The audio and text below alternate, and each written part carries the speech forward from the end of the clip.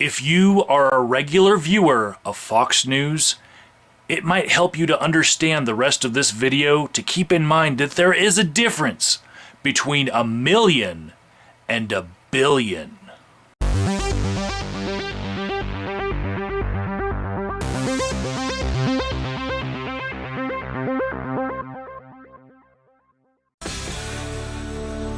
Welcome back. Are Democrats turning to scare tactics to attack the GOP's budget plan? I want to live in a society that's fair. It improves my life. If there are young people out there who are going to good schools and have opportunity, if I'm not, driving by and seeing homeless folks on the streets.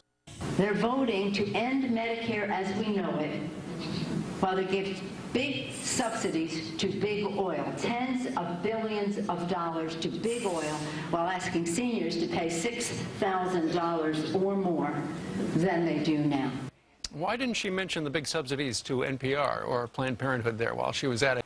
It would seem that Steve Doocy from Fox News doesn't believe that anyone's willing to call him on his bluff about the price tags between the liberal agenda and the conservative agenda this political season. But he is very wrong, because that's what we're about to do. It seems like when you poll the American people, they're in favor of raising taxes on the rich. And he says he's concerned with fiscal restraint, that we need to attack these budget deficits and this massive debt. And, why not pinch the rich? This is why President Obama is such a great leader. This tax would raise an estimated $85 billion in 1 year. That would pay for the federal government to operate for 8.5 days. 8.5 days.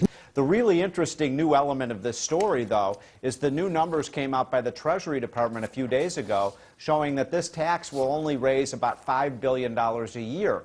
We've got a $1.3 trillion deficit, Bill. So that means that even if we impose this tax, it will only reduce the budget deficit by a whopping 0.5%. It is not going to reduce the debt. It is not going to reduce the deficit. And one of the points that Mitt Romney made in that excellent interview that Martha just did is this is really about class envy. It's not about reducing the deficit. If you collected this subsidy, this tax from the oil companies for the next 100 years, it wouldn't cover 4 months of deficit spending under this administration. $4 billion is what we run up in debt each day.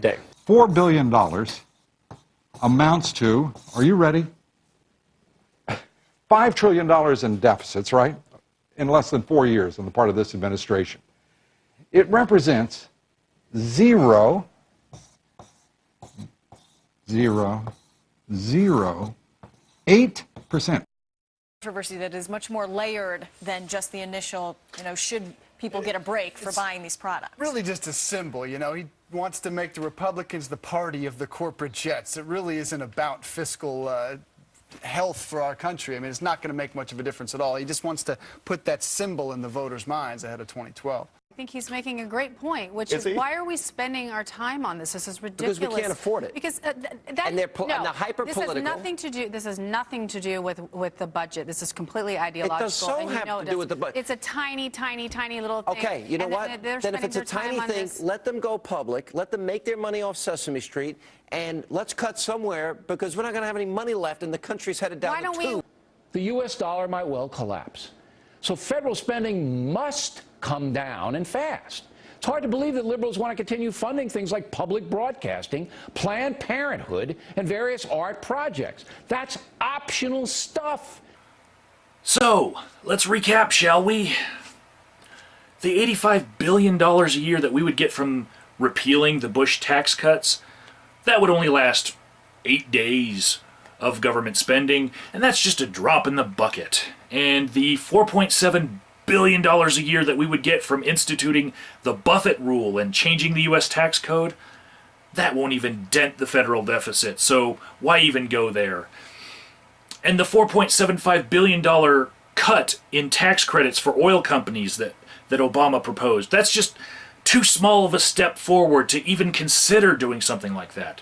And eliminating a tax loophole that results in $300 million a year in lost taxes on corporate jets, well, that's just a symbol, and that's not going to make much of a difference at all. But we can't afford $5 million for the hyper-political NPR. And the $487 million in government health service grants and reimbursements that Planned Parenthood receives, that's just optional stuff. I mean, there's nothing more important than a corporate jet, right?